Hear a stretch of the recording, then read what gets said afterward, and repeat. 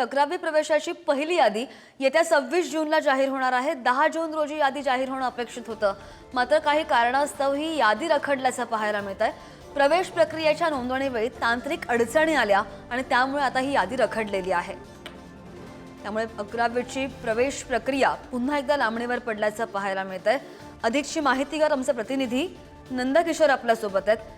नंदकिशोर, आपण पाहतोय संपूर्ण प्रवेश प्रक्रिया सध्या लांबणीवर पडली आहे। विद्यार्थी संघटना आणि पालकांमध्ये काय भावना आहे?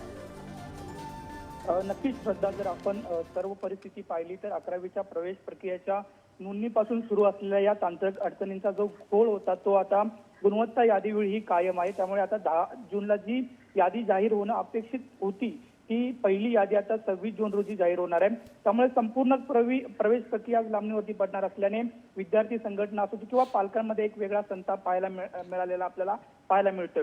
दरवर्षी 11वी प्रवेश प्रक्रिया विलंब होत असल्याने विद्यार्थ्यांचे शैक्षणिक नुकसान होते। त्यामुळे यंदा शालेय शिक्षण विभागाने 10वीचा निकाल आपण जर पाहिला तर 15 दिवस आधी जाहीर केलेला होता। त्यानंतर 21 मे पासून अर्ज नोंदणी प्रक्रियेला सुद्धा सुरुवात झाली। मात्र तांत्रिक अडचणीमुळे नोंदणी प्रक्रिया जी होती ती 26 मे पासून सुरू झाली आणि त्यानंतर अर्ज भरण्यात सुद्धा काहीसा विलंब झालेला आपल्याला पाहायला मिळते।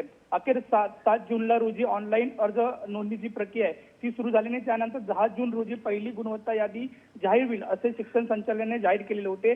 मात्र तांत्रिक अडचणीचे शुल्क कायम राहिल्याने ही वेळ हुकली आहे आणि आता नवीन केलेल्या वेळापत्रकानुसार पहिली जी गुणवत्ता यादी आहे ती 26 जून रोजी जाहीर होणार असल्याचं आपल्याला पाहायला मिळते।